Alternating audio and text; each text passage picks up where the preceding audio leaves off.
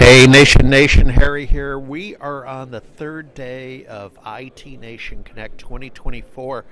It's the Rose Bowl. Let me tell you, it's the granddaddy of them all. Must do if you haven't done it. Got to do it at least once. But I'm with a fellow skier, so Paralee Walls out of Steamboat Springs, Colorado. How you doing? I'm so good, and I'm glad to be here with you, Harry. Good. So last year, your company won the startup. Yeah, pitch it. Pitch it, and so let's talk about let's go back. Mm-hmm. So I was there, but a years ago, and I think it's cool that they do this. That every year they have the little competition and 3 finalists, and they do it basically on day one. Early, kind of almost a pre-day. And so with that said, what's your core message, right? What got you on stage? What do you do? Yeah, I think last year our big message was that tickets are just not a great way to communicate with customers when you're trying to deliver a service experience. Customers want to feel heard. They don't want to feel like a number and wait hours, even if it's in the SLA. So a fully integrated chat solution, which is what we were last year, in Teams, Slack, or even a desktop app that allows customers to get their problem solved when and where they want it, was a really big differentiator for us. Yeah, because that's a competitive judge competition. I went this year again, and it looked, it's a logo screen full of initial entrants. They got it down to 3.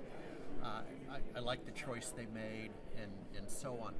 A little bit about your background. So, have you been in the tech industry for a while? Where do you come from? Well, I come from public school education originally. I was a high school Spanish teacher a very long time ago. And I found that startups, tech, were just a better fit for me, but I still get to do what I love.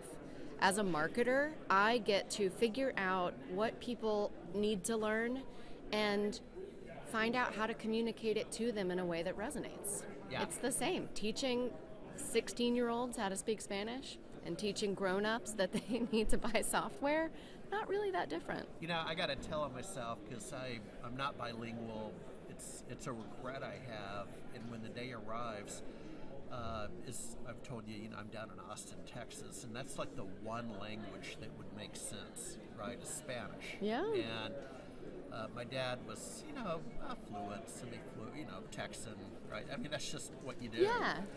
And when the day arrives, I don't think I really want to go paint watercolor pictures of, in my case, Mount Crested Butte. The people that stand out on the road and paint. Oh, I have one of those. Yeah.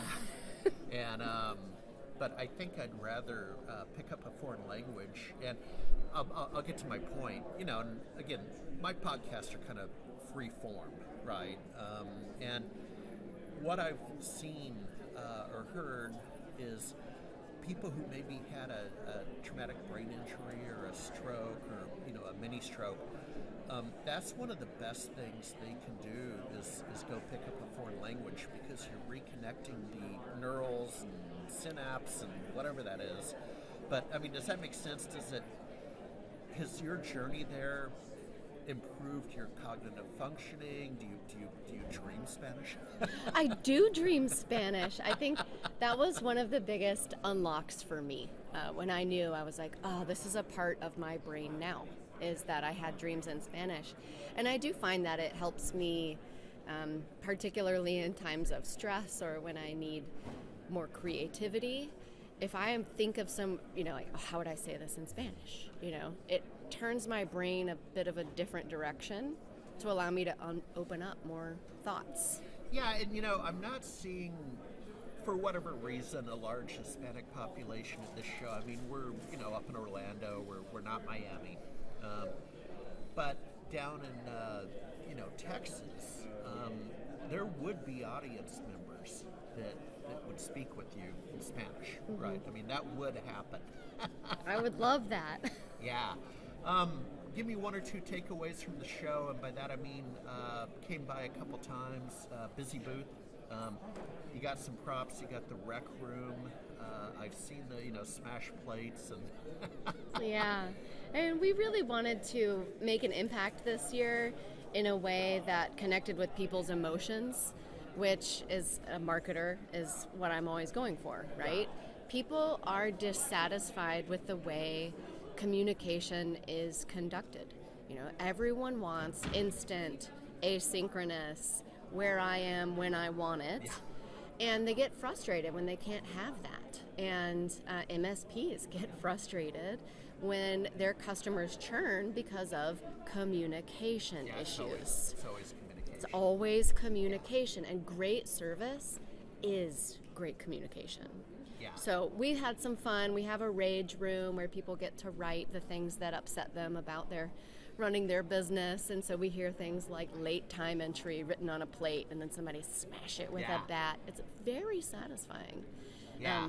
On the other hand, we have our solutions booth, which is a little more laid back. We do like to treat it as like, this is the solution here, and it's no tickets, no worries. Everybody's kind of dressed as a pirate. Final observation. I don't know if it's a question, but it was cool.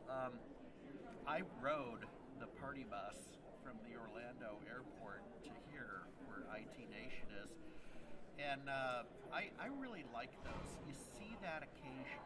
A few years ago, Acronis had a couple back-to-back years at the Fountain Blue at Miami Beach. I love that place. Very nice. Love that hotel. Very nice.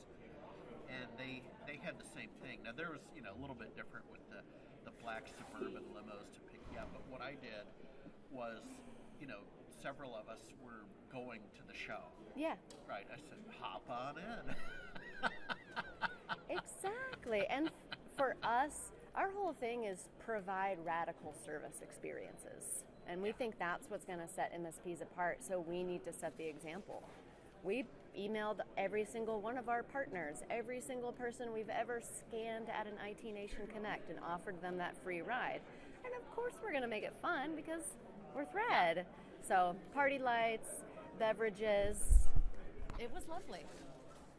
All righty. Well, hey, thanks for your time. We'll see you next year. We're going to check in on you. Thank you. Thank you.